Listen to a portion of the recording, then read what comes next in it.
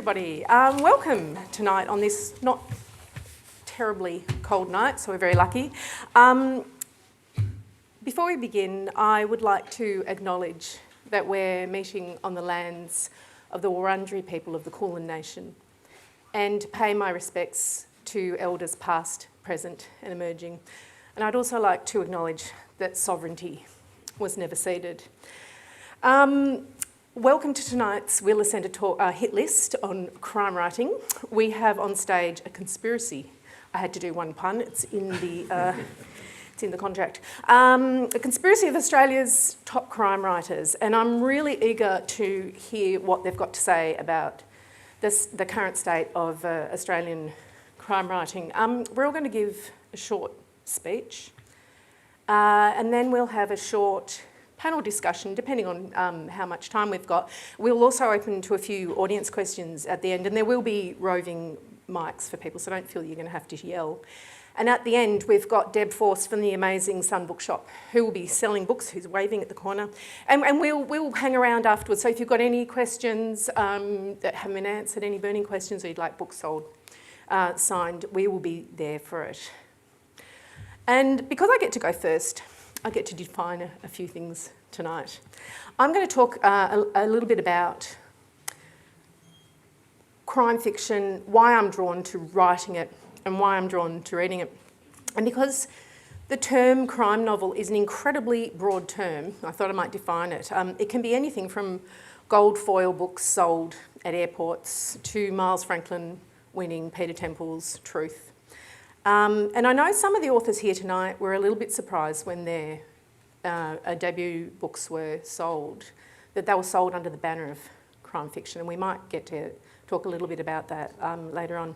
So I thought I'd establish what I think a crime novel is, and basically, if it's got a crime in it, it's a crime novel.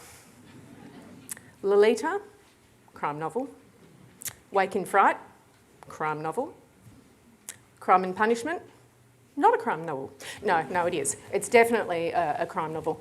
And one of the reasons I like to think of it as in that sort of very broad definition is that I think we can get very limited if we start saying it must have a detective or it must have an investigation.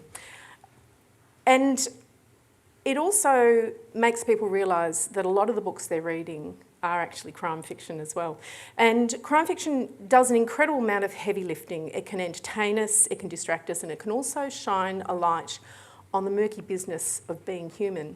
So I think it's probably not surprising that it is one of the biggest selling markets in Australia. About a third of all adult novels in Australia are actually crime novels. And it's a really interesting side of that, in that crime writers often get asked why they write crime novels. And female crime writers get asked it a lot. So I've spent a fair bit of time thinking about why I'm drawn to it. And the basic thing is that I blame my parents. I was weaned on dark stories and dangerous stories. My grandfather was a POW. My father and his family survived the race riots in Kalgoorlie, and they had to flee into the scrub to avoid a gang of Australian workers who came to burn the Wog's house. And a couple of people did actually die in those riots. But apart from all of that stuff, I think perhaps the main reason is that I grew up in Frankston. Someone from Frankston. And for those of you who are from interstate or maybe Kew, Frankston is a far outer suburb of Melbourne, and it's mainly known for its Surigi beach. But it's also got some other attractions, like one of the state's highest crime rates, one of the highest unemployment rates, and a world-class drug and alcohol problem. So it gave me a lot of, I guess, stories growing up. It's also, by the way, had more than one serial killer. And if you ever want to know about Frankston and serial killers, just do a little Googles. But I didn't just grow up in Frankston. I also grew up in Australia. And our country's beginnings are very recent and very dark.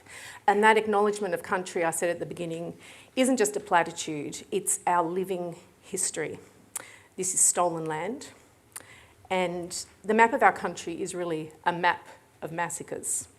And we're only just beginning to examine our very recent and living past, I think, in Australia. And some of the best novels around actually examine this, from Aboriginal writer Kim Scott's Taboo, which is really never discussed as a crime novel, but begins when the local landowner invites the Wirlaman people to visit the site where his ancestors massacred theirs.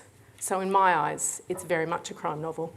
And I am not Indigenous, but I do have the privilege of having Koori family and see every day the ongoing effects of our country's past and current injustices. So it's been very much a driving influence on my own writing, particularly my second novel, And Fire Came Down. And I think maybe partly because of our beginnings, we are a country of outsiders. We are all descendants of immigrants or the dispossessed. We are not quite part of Asia. We are not quite part of Europe.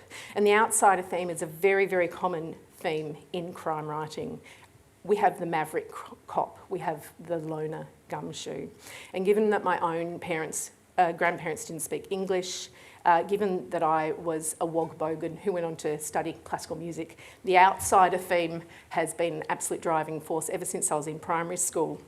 And to current day, when my ongoing protagonist, even though he's that most invincible thing, a straight white man, is an outsider because he's also profoundly deaf.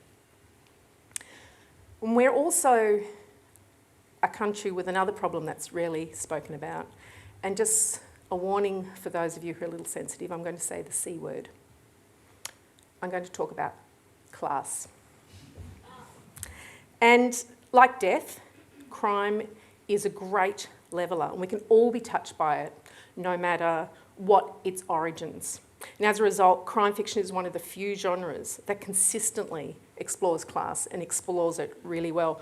We've got the late, great Peter Temple, whose novels always touched on class and its impact, not just on individuals, but society as a whole. We've got J.M. Green's Stella Hardy novel set in the western suburbs. Even if we go back a little bit, Wake and Fright has got class as one of its main themes. Emily Maguire's An Isolated Incident, which talks also about the violence against women in this country, and which is a novel which did what I thought was going to be impossible, just make me feel empathy towards a domestic abuser. And I think that's one of the main things that crime fiction can do. It can offer understanding of why people do the terrible and wonderful things that they do to each other. So I guess really the short answer to why I read and write crime fiction is, why wouldn't you? And I'm really keen to know what Mark Brandi's answer to this is. I'm going to read out just a short bio for Mark. Mark Brandi's best-selling novel Wimmera won the British Crime Writers Association's Debut Dagger Award. It was named Best Debut at the Australian Indie Book Awards. It was also shortlisted for the Australian Book Industry Awards Literary Fiction Book of the Year and the Matt Rochelle Award for New Writer of the Year. The Rip is his second novel. Mark graduated with a criminal justice degree and worked extensively in the Justice Department before changing direction and deciding to write. Originally from Italy, growing up in a rural Australian town continues to influence his creative writing.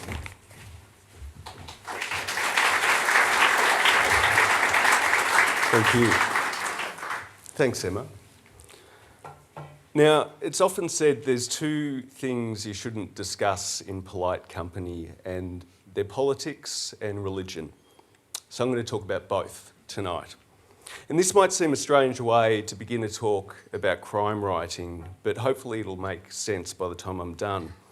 So the growing popularity of crime writing, as Emma's mentioned, especially Australian crime, has been discussed at a number of literary festivals, and most discussions seem to boil down to two questions. Why is it that we like these stories? And why does crime writing matter? Now, the answers are complex. There's escapism, of course, but we humans are hardwired to look for deeper meaning in our world. We're possibly the only species to ponder existential questions. We want to know what it is to be a good person and what it is to live a good life. And how do we know what is good and what is bad? Who will tell us what is moral or ethical? Some turn to religious leaders, philosophers, even to politicians. But with belief in mainstream religion on the decline and cynicism about our political class at an all-time high, people are instinctively looking elsewhere for answers. And here's where crime comes in. Because crime is all about what it means to be good and what it means to be bad. Crime offers us the morality tales of our time. The police, judiciary, and even our prison system have become proxies for the religious and political leaders of previous generations.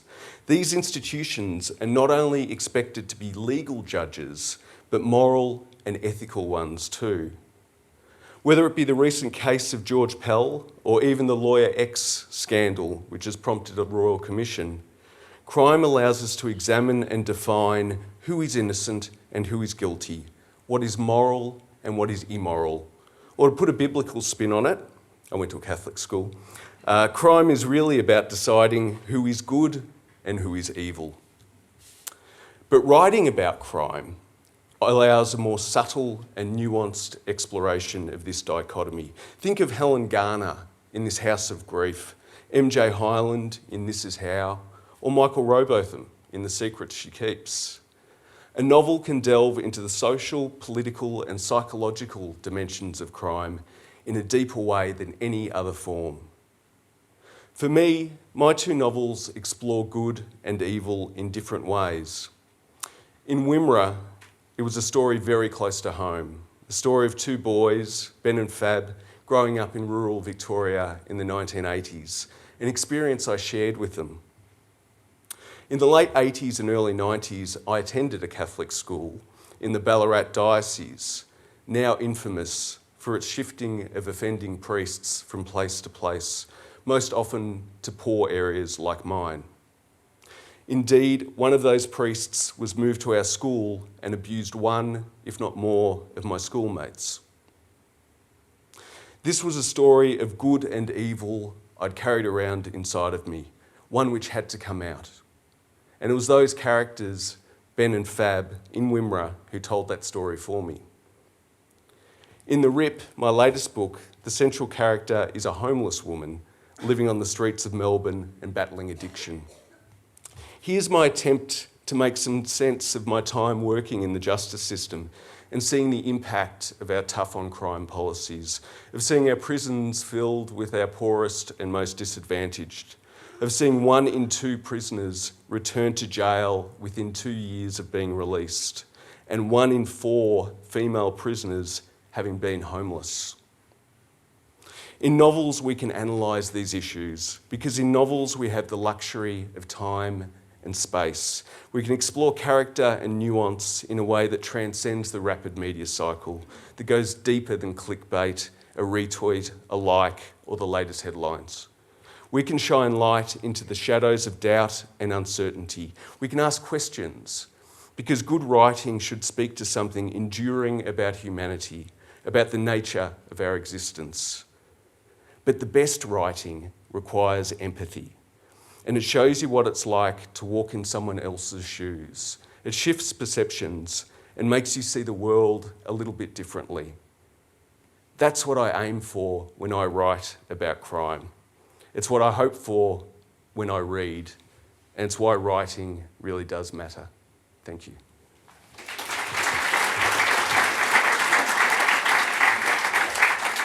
So I'd now like to introduce Sulari Gentill. Sulari is the award-winning author of 13 books, crazy, including the Roland Sinclair series. Her book, Crossing the Lines, won the Ned Kelly Award for the Best Crime Novel in 2018. Sulari was born in Sri Lanka and grew up in Brisbane. She graduated in law, but thankfully later left her legal career to write books. She now lives in the foothills of the Snowy Mountains of New South Wales. Would you please welcome Sulari?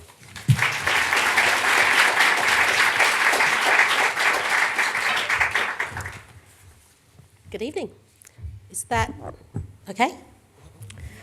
I'm going to talk to you today about optimism, just for a change of tone. A couple of years ago, after writing a long-running crime series, I set out to write a novel that wasn't crime. It was not that I didn't like being a crime writer.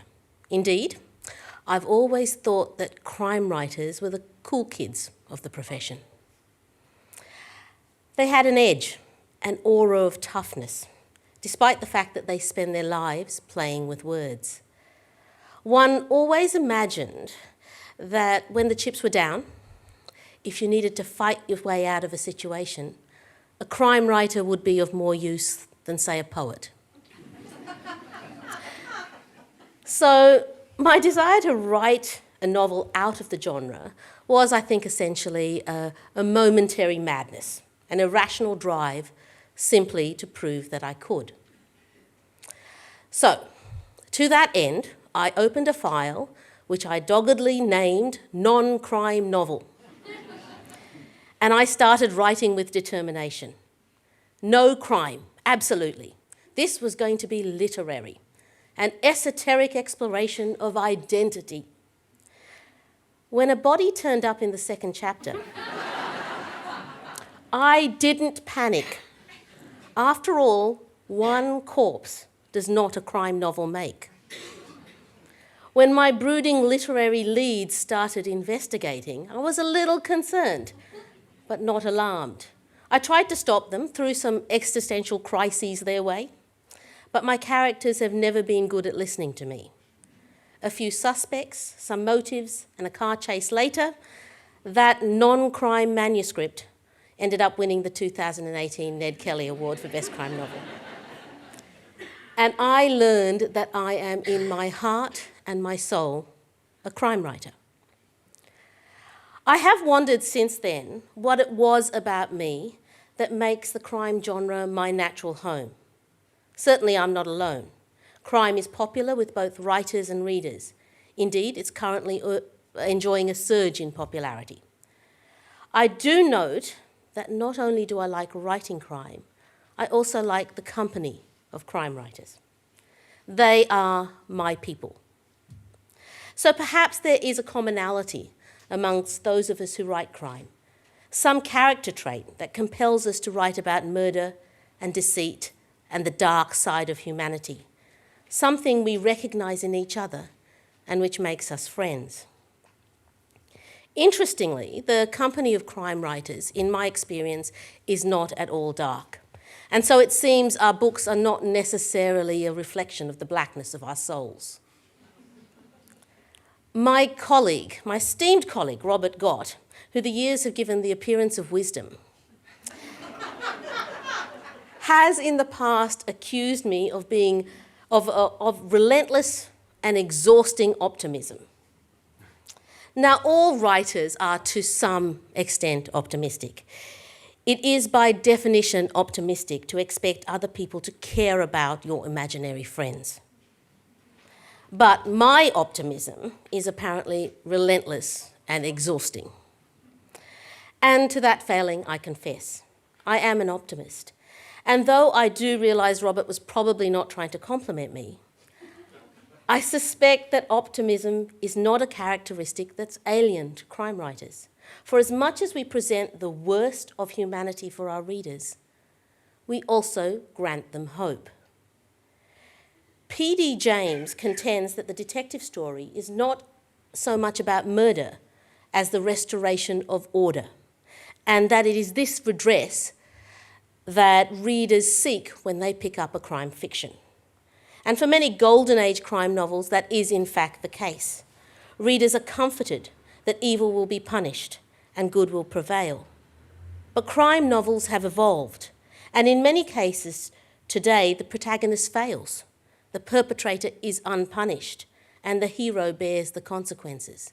Indeed, that's the definition of noir. And yet readers still find crime fiction comforting. The world has become more bleak and harsh, and yet crime increases in popularity. So, why? I think the answer lies not in some contrived restoration of order, but in the valiant attempt. It is not about how a crime novel ends, but how it begins. The essence of a crime novel is not about murder or deduction or justice or social reflection, though it can be all of these things. Instead, at its core, the genre is about an understanding that when things go wrong, when it all goes to hell, someone will stand up and fight for what is right or what they believe is right. That someone may be an embittered alcoholic cop, or a brilliant detective, or an old lady, or a wrongly accused amateur, or even a gentleman artist. But whoever they are, they will say no. They will resist. So, I guess I write crime fiction because I am an incurable optimist, even a relentless and exhausting one. And I write what I want to believe, what I am committed to believing, that in the face of injustice and evil, against insurmountable odds, and despite personal danger, at least one person will resist.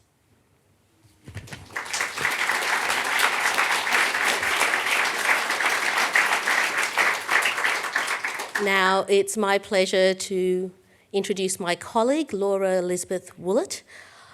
Laura's short story collection, The Love of a Bad Man, was shortlisted for the Victorian Premier's Literary Award for fiction and the Ned Kelly Award for Best First Fiction.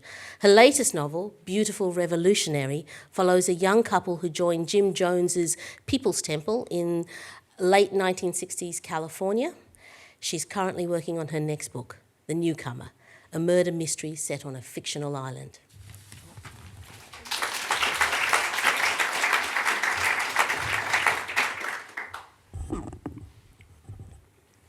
As a young woman who writes about serial killers, cult leaders, and the women who love them, there are certain questions I get asked all the time, but none more so than why such dark subjects. As if being young and female precludes me from understanding darkness, or makes my desire to understand it somehow perverse. I usually deflect the question, shrug, smile, say, I don't know, they're just interesting, aren't they? Answering a question with a question is a pretty good way to avoid giving much away. The truth is, when I think of the why, the first thing I think of is White Gum Valley, also known as Single Mum Valley, the hilly suburb in Perth's south side, where I spent the first 18 years of my life. I think of Saturday mornings in White Gum Valley, watching Rage. My mum's favourite musician, Nick Cave, bashing Kylie Minogue's head in with a rock in the sultry willow grove where the wild roses grew.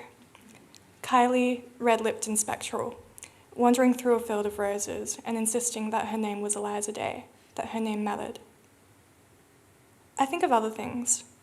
The summer night my mum's boyfriend fell asleep on the couch with the doors open to let the breeze in.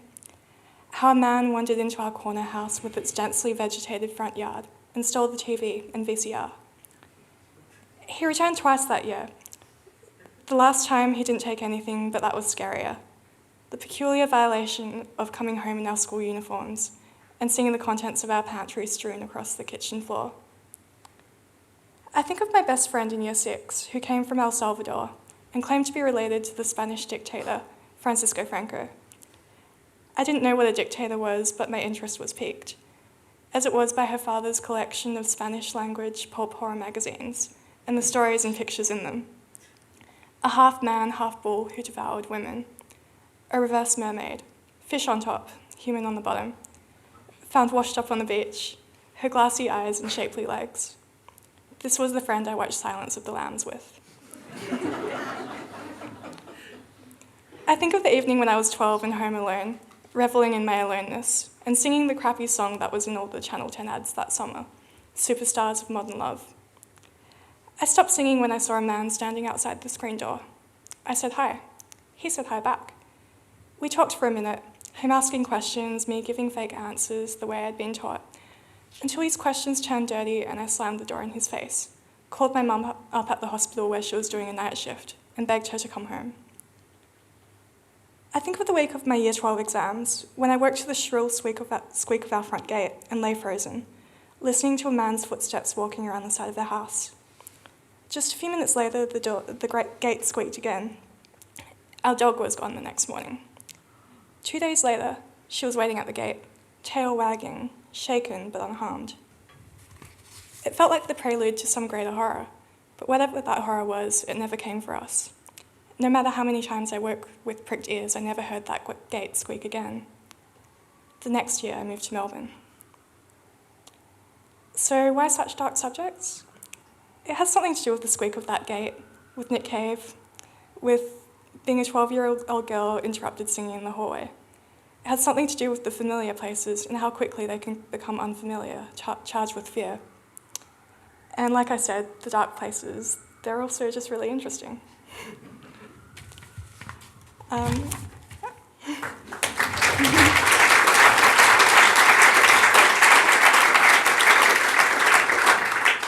Now, with great pleasure, I introduce Rachael Brown, who is a broadcast journalist. After graduating from RMIT, Rachael began her career with the ABC, where she has held several postings, including Europe correspondent. In 2008, she won her first Walkley Award for Best Radio Current Affairs Report. Rachael was the creator, investigator, and host of the ABC's first true crime podcast, Trace, which won the 2017 Walkley Award for Innovation. The podcast has also won 2 Quill Awards for Innovation and for Best Podcast. Please welcome Rachael.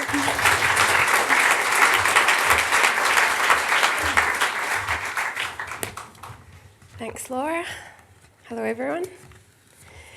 My story is a little bit different because I was writing about non-fiction, sadly, so true crime. So I wanted to start by talking about podcasting and how it offers another platform for crime writing and investigation.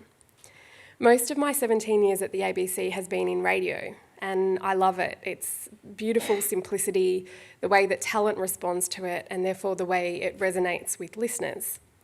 And radio is having this beautiful resurgence and renaissance at the moment with podcasting. And I'm really excited about how it's bringing radio, and particularly investigative journalism, like crime investigations, in a different way to audiences. And it makes sense when you think about it at the moment, because everything is on demand.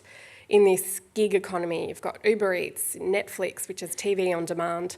So podcasting, which is essentially radio on demand, has shown that, you can have this product, and podcasting, I don't think, has cheapened radio, but it's enhanced it. Listeners have shown they're willing to sit and listen to hours and hours of an investigation. And as an investigative journalist who's watched the risk to this genre through the downturn of newspapers, the rapid pace of news with the 24-hour news cycle, this really heartens me that investigative journalism has this powerful platform. And not just in terms of the way that it connects with listeners, but also the opportunity that it provides for interactivity. And it's these 2 reasons I chose this platform for Maria James's story, because I thought it would best do her justice and the lives of everyone caught up in her cold case. For those of you that don't know her story, I'll just give you a brief snapshot. She was 38, a single mother of 2 boys, 13 and 11, and she lived and worked out of a bookshop, and she was murdered in the back of the bookshop in 1980. Now, the trail went cold until recently, when her youngest son, Adam, came forward with the information that he'd told his mum on the day before, that fateful day, that he'd been abused by his local parish priest. And Maria, horrified, said that she was going to confront the priest, and on that Tuesday that was set to happen, she was murdered around midday. So was it a murder to cover up pedophilia? Was the murderer someone the police checked and dismissed? Or was it someone who was never looked at? And so when I say I chose the platform for this story, this is important, because it was all about her story and her son's story. I didn't come at this thinking, which I worry many people are doing now, podcasting's cool, which cold case should I pick so I can do a podcast? I was intrigued by the layers of Maria's story and the police investigation, and I thought a podcast would be the best way to tell it. Story first, format second. And there's a line that I heard at a US podcasting conference: be a storyteller, not a story taker. And this is hugely important, I think, because there's a massive difference. So I thought a podcast would be the best way initially to tell Maria James's story. The intimacy of radio I thought would resonate with listeners. It would be better for Adam James, the younger son, who'd never shared his story publicly and who has cerebral palsy and Tourette's. So I didn't want to shove a camera in his face. It also meant he could take all the time in the world to tell this story. It gave anonymity for other survivors of church abuses who I interviewed for this story. And it provided, as I said before, this incredible opportunity for audience engagement. Now, I wasn't arrogantly thinking that I would solve this murder on my own. I knew it would be a tip from the community or someone whose conscience was tugging at them. So to be able to do call-outs for new leads was such a powerful part of this investigation. And it transformed listeners into not just consumers, but participants. And so I really hope crime-fighting bodies seize on this more in the future, because the power of engaged, invested audiences, it staggers me really. It can be such a powerful force. The book came later, and that was a platform to tell the story behind the story, to pay greater tribute to the James family and to all the other men, those other survivors of church abuses, who shared their nightmares to try to help this family. And it was also a commentary piece on tropes, on how crime reporters should try to steer clear of falling down that slippery slope of crime as entertainment. Yes, it has to be compelling so people listen, so they might offer leads to try to solve these old crimes, but it shouldn't be a drip feed of information to titillate listeners into tuning in next week. I had one iTunes reviewer complain I was taking too long with an update episode while I was waiting for the coroner and police to do various things. Another who complained about spoilers when they heard a news story about episode 2 before they'd listened to that episode. And my response to that was tough. These are real stories, real people's lives, and they're messy, like life, and might not be able to be tied up with a pretty bow at the end of it all, just for audience satisfaction. I remember reading a comment from the brother of Hae Min Lee, whose murder was the subject of Serial, the hit podcast out of the US, and her brother wrote on Reddit, "To you, it's just another episode of CSI, but this is our life." The producers were accused of leaving the victim glaringly absent in that podcast, although I do want to add Sarah Koenig, the presenter, did reach out to the family.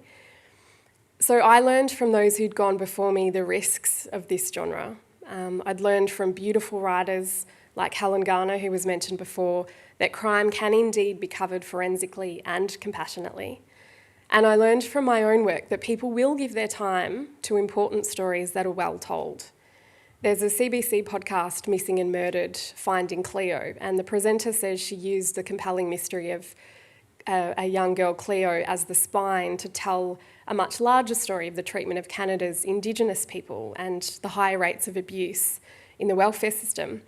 And that's what I love about podcasting, because you can take a mystery and unpack much bigger societal issues, which is what I did with Trace, with church abuse and police powers. That's all from me for the moment. Thank you.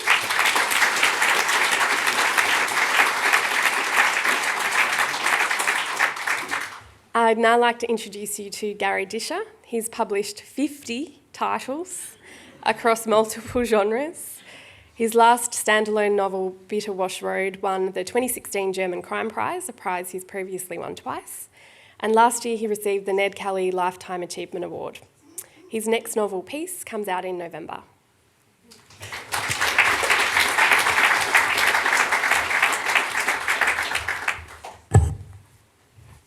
Thanks, Rachel. Thanks to you all for coming, and thanks to the Wheeler Centre for inviting me. It's my first appearance here. I wish to talk about the notion of home in some recent Australian crime novels. I say to my friends every year, I'm going home for Christmas. But someone pulled me up on it last year. She said, "Why do you call it home?" And she was right. I left there when I was 17. I lived in inner Melbourne for 20 years. I've lived on the Mornington Peninsula for 26 years. Perhaps home is where the heart is. In my case, the mid-north of South Australia, wheat and wool country 3 hours north of Adelaide and 3 hours south of the Flinders Ranges. I grew up on a farm there. Family members still live there. I went to school in Burra, where Breaker Morant was filmed. And in fact, one of my cousins played a Boer War horseman in the film. A cottage row in the town is named after my mother's family. We're not gentry, incidentally. The region still exerts a pull on my imagination, and I return there in a new novel every few years. Most recently, Bitterwash Road. Before that, 2 other crime novels, the literary novel The Sunken Road, and 3 children's novels. All writing is driven by a question, even our shopping lists. What do we need for dinner tonight? Common questions driving crime fiction are who done it, who committed the crime, or because in several of my novels we already know from the start who done it, the questions become what manner of person done it, why done it, and how will he or she be caught? The question driving the Wyatt novels, Wyatt being an armed hold-up man, is will he get away with it? If we're not posing a question when we set out to write something, we get stuck on page 1. But theme can drive a book too. We don't generally think of crime novels as having a theme. Crime fiction is junk, right? It's not serious. What you do with a crime novel is read it at the beach and leave it behind in the holiday house fingerprinted with sunblock. In fact, I think good crime fiction tells us more about human frailty and the world we live in than any literary novel. And what more profound theme than crime and punishment? That said, I think most fiction is about one thing, the search for a true home. Home being a place, the arms of a lover, or peace of mind. And it lies at the heart of all my books. When I wrote Bitterwash Road and the follow-up novel Peace coming out in November, I asked myself, who is going to filter the story to the reader? An insider? Most urban-based cops and private eyes are insiders. Sarah Paretsky's V.I. Warshawski in Chicago, for example. Ian Rankin's Inspector Rebus in Edinburgh. We readers might find ourselves entering a foreign or chaotic world, but that's okay because our guide grew up there or has lived and worked there for some time and possesses wide-ranging and penetrating insider knowledge. But in several recent Australian crime novels, which we might call rural noir, the investigations are being carried out from scratch by figures who are outsiders or newcomers to varying degrees, who lack experience and full or recent local knowledge. Not only are they trying to decipher a crime, they're trying to decipher a place. A double investigation, one tied to the other. My character Hirsch, Paul Hirschhausen, is a city boy, a disgraced Adelaide detective who's been busted down to uniform and sent to a little one-officer police station in the outback. In the new novel, he's been there a year. He's trying to put down roots, but he's still a fish out of water. He's no Jack Irish, familiar with every Fitzroy laneway. Another kind of outsider is Chris Hammer's Scarsden, the Sydney journalist in his novel Scrublands, who has no intention of staying in the little bush town where he's writing an investigative piece about a mass shooting. Then there are investigators who return to a childhood home after a long absence. Falk in Jane Harper's The Drive, for example, or Caleb in Emma's second novel. The place has changed in the meantime. They're not fully familiar with it anymore. Finally, we have characters like Peter Temple's Cashin in The Broken Shore, a burnt-out ex-big city cop who's back living where he'd grown up after a long absence. But he's not fully settled. He's still learning the ins and outs of the place. So a range of characters who never quite feel at home and whose actual homes are circumscribed. My character, Hirsch, lives in 3 cramped rooms at the back of the police station, which is in itself the front room of a little house on a rural highway. When he's not spending all day driving from place to place, though. Home for him is split between his miserable sitting room, the driver's seat of his police 4-wheel drive, and a network of dirt back roads. The Peter Temple character resides mostly in 2 rooms of an old house in need of repair. And indeed, owing to injuries, he spends long periods in an armchair by an open fire because he's in so much pain and discomfort. Emma's Caleb stays in a motel rather than with his brother in their old childhood home.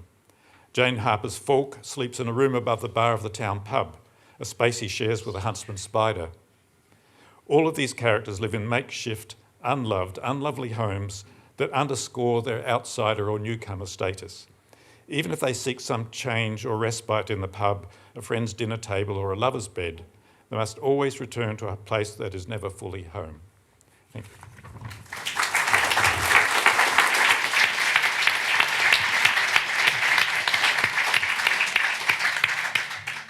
You can talk amongst yourselves for about 30 seconds while we move the podium, and then we're going to have a short Q&A between us. And if you want to think of any questions you might have, we'll be taking questions after that.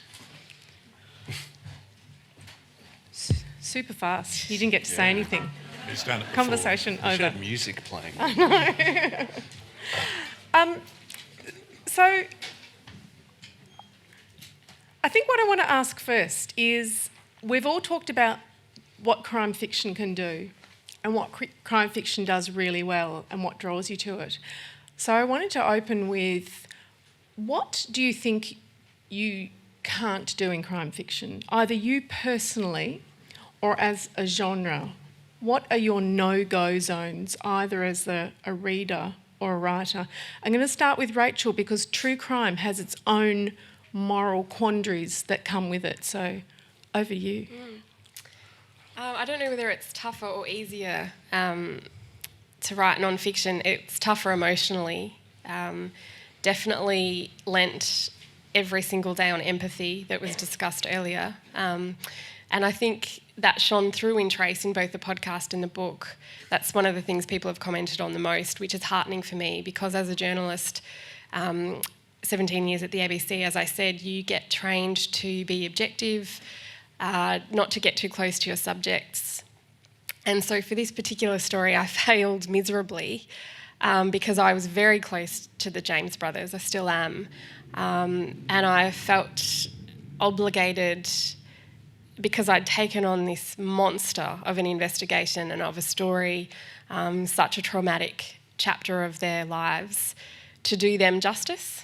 So it was very important to me. I spoke about entertainment before. My moral compass was always on their story and their message, and helping them tell their story, not taking it. It was never entertainment. All the messaging was very respectful. In the promotion of the podcast, we never released download figures, things like that, just to... spoilers, as I said, I make no apology for that, because it was genuine news reports that were flowing out of my podcast, because it was evolving as it went to air, pretty much. New leads were coming in, new things were being broken, and amazingly, at the end of it all, for those of you that don't know, it sparked a new coronial inquest at the end of last year, which as a journalist, a lot of us get into journalism to try to affect change, and with the rapid pace of news, sometimes that's impossible. So this is the biggest thing that I've done in my career.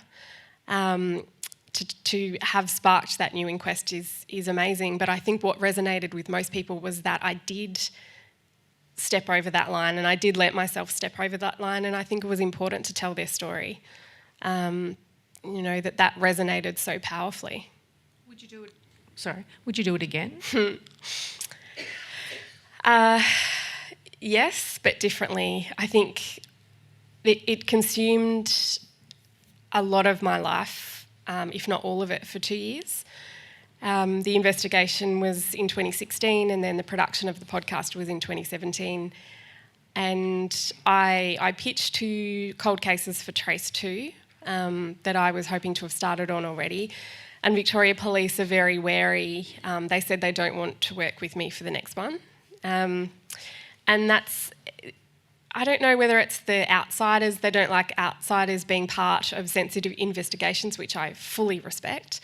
But I also think, I meant what I said, I hope that all crime organisations seize on such a powerful platform of podcasting that they can tap into 4 million households like that, So the call-outs that I put out, maybe I was going to put a call-out for who saw the white car on this day. It would be helpful if police organisations could say, well, we spent a year on that. We don't care about the white car. It came to nothing. We really want to find the woman with the red hair. So I think there's room for, I understand they've got a very important job to do, and a lot of that does have to be done internally because of the sensitive nature of information. But I'm hoping in the next couple of years, if we start seeing cooperation and more cooperation between police forces and journalists to work together to try to solve these crimes that have been nagging at police forces for years. And the interactivity that podcasting provides just creates an enormous potential to do that. Yeah. I think it raises really interesting questions, and even though the rest of us are writing fiction, we all touch on those common themes of tragedy, really. And Laura, yours in particular, because you are writing about real characters as well. Are there places you won't go, or you're just going to lean into the darkness? Yeah, I think I'm still quite new to it, so I don't really know where I'll go or where I won't go. But I know that with both my books, I was presenting crimes, but in a way which hopefully they hadn't been seen before.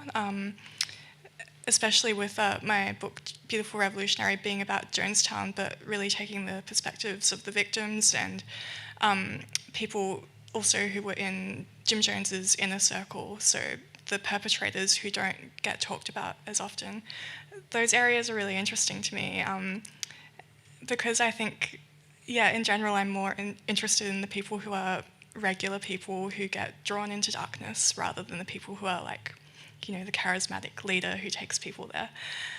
I think that's those grey areas are where I really like to write about, and my work definitely doesn't fit neatly into the crime genre because often I'm writing about well-known events and events where people already know what happens, so I'm really just telling them the why or putting them there and then, but not the what is not necessarily a surprise as it would be in other crime books. I think when you are writing about that, you really do have to approach it from a different angle and like an empathetic angle, which focuses on the real people and the real characters behind it. Yeah, the word empathy has come up, I think, with all of us so far. And Mark, your background is in the criminal justice system, so do you have no-go areas? No, I don't. If you look at my first two books, the first one's dealing with pedophilia and the second one's homelessness. Yeah, you went there. Yeah, I've been to those places. No, look, in terms of things I struggle to write about myself, I think I probably struggle to write really densely plotted novels. And I read a lot of crime fiction, and I'm kind of in awe of these intricate plots. But when I wrote Wimmera, I didn't conceive of it as being a crime novel necessarily. And when my publisher, Hachette, it was after The Dry came out by Jane Harper, and started saying, if you loved The Dry, you'll love this. I was like, what's The Dry? And so I had to rush out and read. I'd never read a crime novel before. And so had you read Lolita? Well, yeah, I had. Thank you, Emma. Yeah, I had read a crime novel. But I certainly didn't understand, I guess, some of the norms of the genre or the tropes. And so I came to it fairly new. But I think that shows that it's a very broad church. And I think that, the nature of us all here and the kind of different writing and different broadcasting that we do just underscores that crime can capture a lot of things. And I'm in awe of you, Emma, and your intricate plots, and I just think I'd need a whiteboard and things to chart. Like I have a short attention span, is the bottom line. Short attention span, but you're into dark subjects, so you're allowed to stay. But Sulari, your books, I think, are a little bit different, really, in that you do touch on darkness, but they are quite hopeful as well. I don't know that they're hopeful. I actually am writing about that period between the wars, and we all know how that turned out. So I don't know that we could really say that it's hopeful. In some ways, it goes back to what I was talking about. The hope in my books is probably that regardless of what happens, regardless of how dark humanity gets, there will always be people who will resist. There will always be people who stand up and fight. And that, for me, is a hope in humanity, which may come across in the books. Sometimes they're classified as lighter because I suppose there's humour in them. And that's one of the wonderful things about Australian crime fiction in particular, the Australian sense of humour is such that dark material doesn't preclude us actually making a joke. So Australian crime fiction has that very particular flavour about it. In terms of, I suppose, where I won't go, I won't write a book that is just about the murder. So for me, the interest and what drives, I'd like to say plot, but I don't plot, I just pants the whole way. But what drives each chapter and each sentence is looking at some aspect or some great wrong or some movement in the world where I think that people should be resisting. And so I suppose, in a way, I use Roland Sinclair to stand up and fight where I hope I would have. Can you imagine writing a real anti-hero, like the complete opposite of Rowley? I would find that difficult because I'm really immersive in my process. So I live with the character almost as a member of my family. And living with someone I didn't like would make writing not so much fun. So it's just part of my process and how I want to live.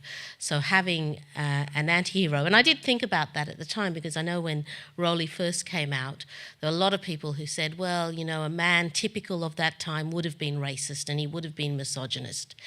And I think my answer to that was, yes, typical of that time, but there were always people who stood up and resisted. And I'm writing about them because I can't live with the other guy. Yeah. And Garry, you've written about everything. You've written brilliantly about everything. Are there no-go areas for you? I won't put you in my next book.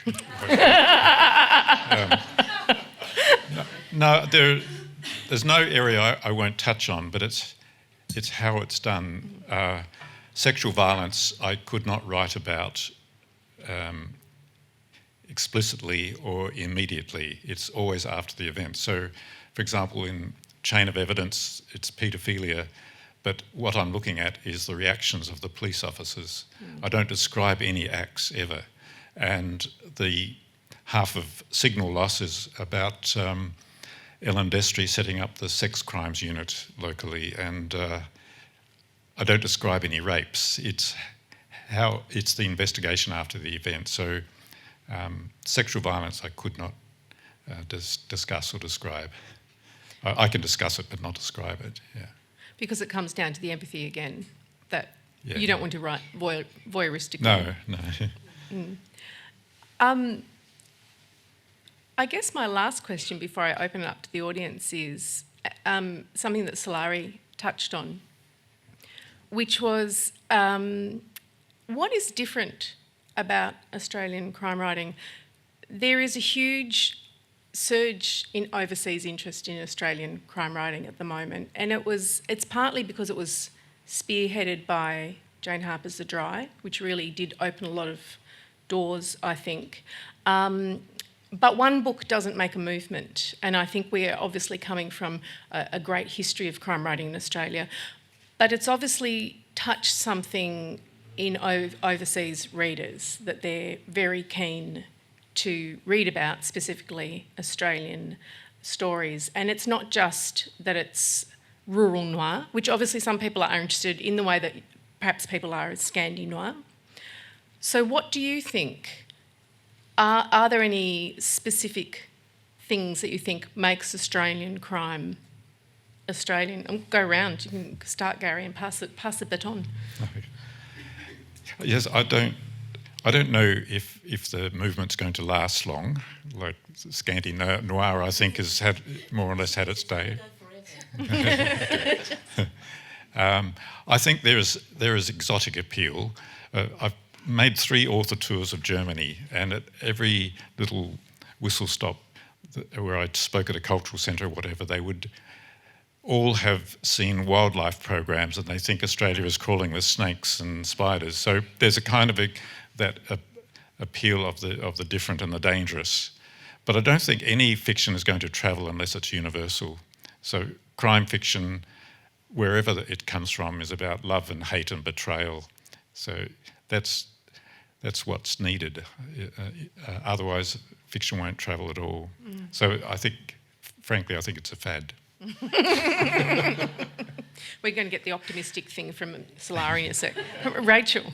I think we're very good at getting to the why. Why, how, people can do these things, and our primal emotion is fear.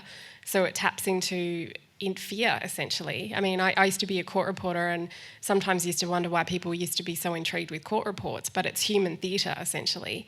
It's how did someone do that? Why did they do that? What made them snap? And I think, and we all wonder what would make ourselves snap. What would we do? How would we respond to these situations?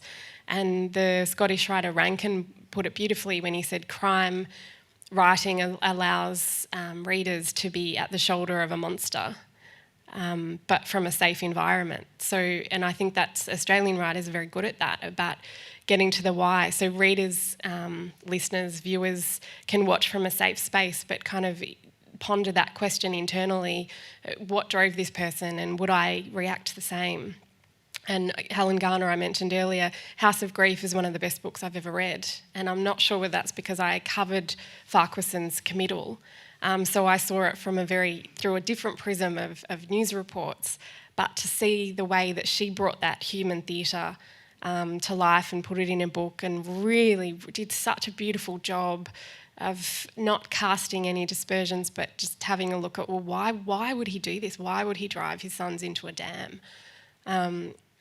It still really, it shocked me, that crime, and still does. But I think that book so beautifully shows that you can do crime writing forensically and compassionately. Yeah. And Laura? Well, I guess I'm a bit biased because my books, or my last two books, don't actually take place in Australia. But I'm Australian, but I don't know if other people would define my writing as Australian crime. But I do like to think that it has a lot more to do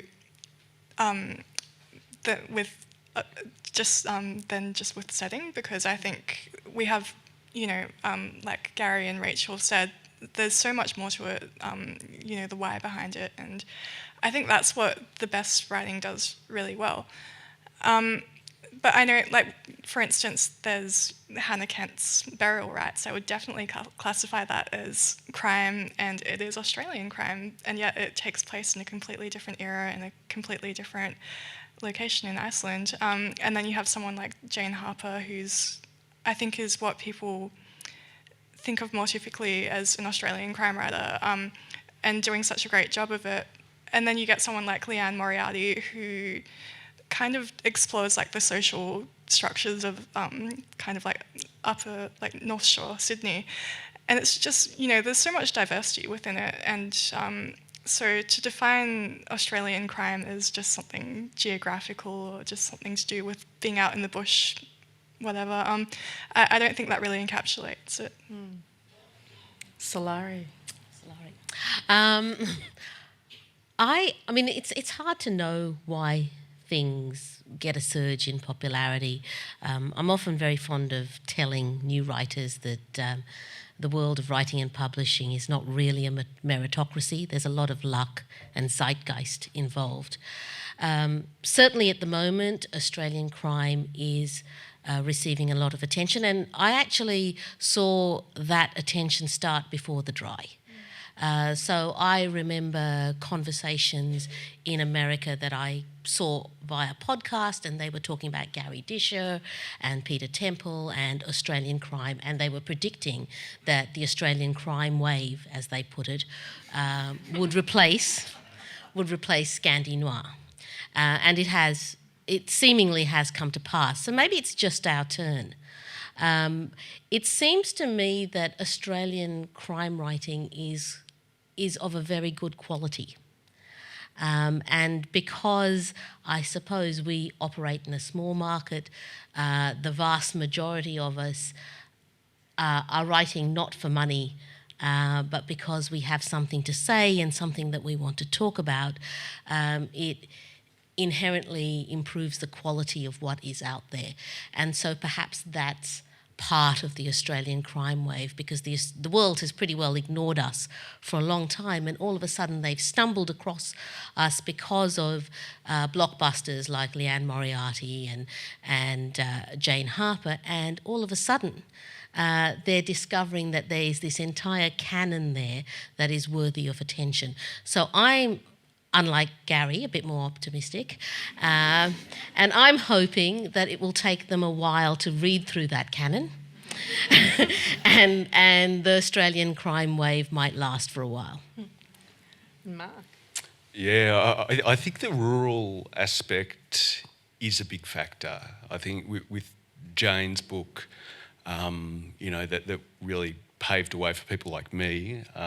But I think there is that fascination with rural and outback Australia, this mysterious place, this frightening place for a lot of people, particularly overseas. And even films like Wolf Creek as well, I think, sensitised readers to that.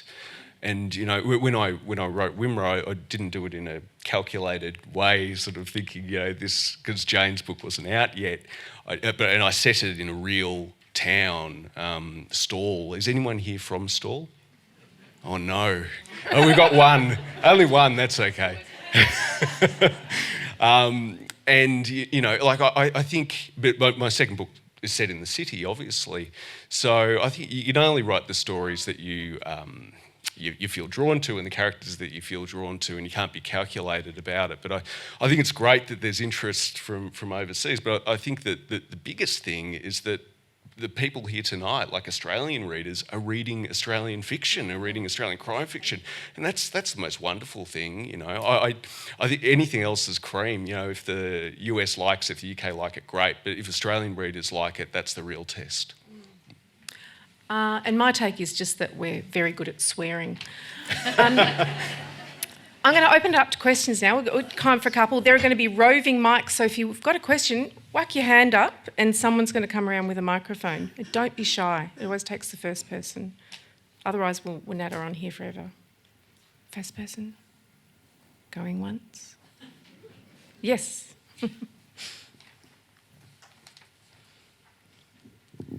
I'd be interested to hear who your favourite crime writer is from each of you. A lot of names have been talked about today, tonight. But who is your absolute favourite? It's like asking who your favourite child is. I mean, it's obviously my second born, but I find that really hard to answer because there's a number on the same level. But I will say the person I keep returning to over and over again is Peter Temple. Because I like his way of looking at things, and I love his dialogue. Really just does something. But I've also got to say, to be a complete suck-up, I love Garry's work as well, because he consistently nails it. Actually, everyone on this panel. Yeah, that's really tough to answer, particularly with the people sitting around me.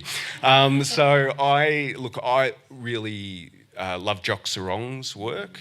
He, I think, is a writer who really stretches again the definition of what is crime genre.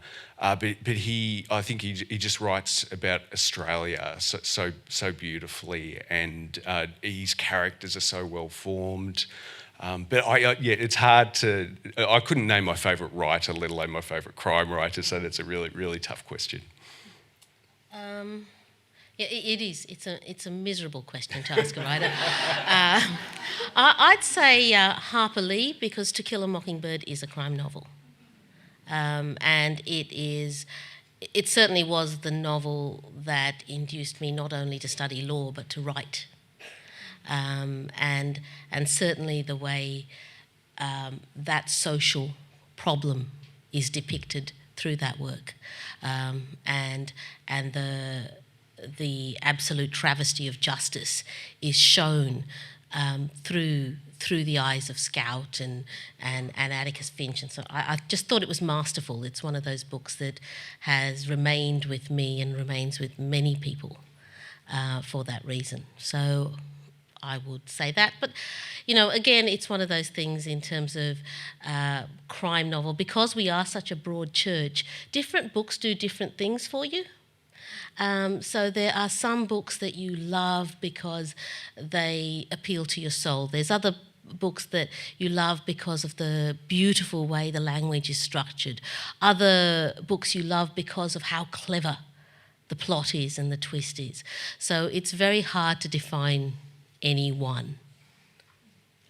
Yeah, it's definitely a hard question, but I'll just say my favourite writer of all is Joyce Carol Oates, and I would define a lot of her work as crime, not strictly, but I think she does, weave crimes into a lot of her books. And one book of hers, which I fell in love with, is called Blackwater, and it's about the Chappaquiddick incident, which is where Ted Kennedy, a girl he was with, he drove a car into a lake and she ended up drowning. He escaped, and it was about kind of the cover-up of that.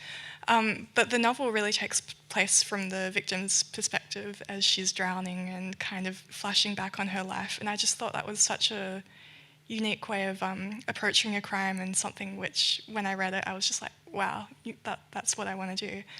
I like the way she approaches crime, but in ways which aren't necessarily typical of the genre. Other than the writers on this stage, I think it's no surprise about Helen Garner, because I'm from a news non-fiction background, and the way that she burrows into the human psyche I just find fascinating. The test is, do I reread them? And I've been rereading Peter Temple. I reread John Sandford, American author, who's a very sneaky plotter, and I love how he handles the minor characters, the very twisted thinking they get up to, but to them it's entirely sane thinking. And I reread Michael Connolly. They're very plain stylist, but fantastic plotter. We've got time for one quick question before we finish. Thank you very much for your contributions tonight. I read a piece, I think the other day, about an Irish writer called Adrian McKinty. We claim him as Australian. Well, yes. Okay, good. So he's a crime writer who has written beautifully about the Troubles in Ireland. And the thing that disturbed me greatly was to discover that the bloke was on the bones of his arse and driving a Uber taxi and thinking about giving up writing until he got a new agent and who said, write an American novel. So my question really is about what's the lot of writers writing in Australia today, not anywhere, but Australian writers, and is there a way to keep you all and your colleagues buoyant? How does it work? Well, no, it's more than that, because McKinty has written, he sells millions of books. So can you just tell me how it works? So the average income of an Australian writer is about $14,000 a year. And that's only that high because there are some very, very big earners out there. So you don't go into writing to earn money. And obviously people's fortunes go up and down depending on whether they're selling overseas, whether they've got a movie deal or anything. But I think the best way to support Australian crime writing is, buy the books and stop your friends downloading them illegally, because that happens. And get your libraries to buy them. Australian authors get money. Talk about them. Talk. So word of mouth is still the most important method by which people get to hear of us. We don't appear on television or have ads or anything of the sort. Word of mouth is what sells books in Australia. Massive. Another money fact, apart from the $14,000 average income, is that if you buy one of my novels or Emma's or any of us tonight for, say, $30, we're not getting 30, we're getting 3. 10%, and that's pretty standard. Actually, some of us are only getting 2.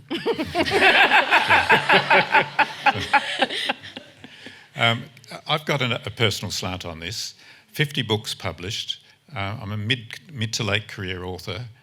I embarked on a PhD at La Trobe University to write a novel and an exegesis, a mini thesis, because I could get a scholarship because my income has been dropping steadily over the years.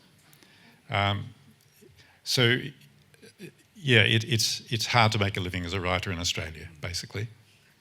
Yeah, I think if you did a little quiz on any writer in Australia and said where do they get their income from, most people wouldn't say writing. They'd say their second job. But it does come back to what we were saying before, which is that we're doing it because we love it. We're not doing it to make a quick buck. And some people do get income from it. Yay. We're all optimists. We're all optimists. We're all enormous. I'd say too, like, make sure your partner keeps working. Like, I give my partner pep talks every night. I keep telling her, no, it's going to be fine. They didn't really mean that. Keep going. It's tough. There's a saying out in the country where I'm from that farmers marry teachers to keep the income going through the hard times. Writers also should marry teachers. And on that note, we have Deb Force down the back selling books. We're all going to be hanging around here. If you want to come up and chat to us, if you want us to sign your books, we will do that. It has been a delight having you all as an audience. Can you please thank everyone on the panel for coming? Thank you. Visit wheelercentre.com for the best in books, writing and ideas from Melbourne, Australia and the world.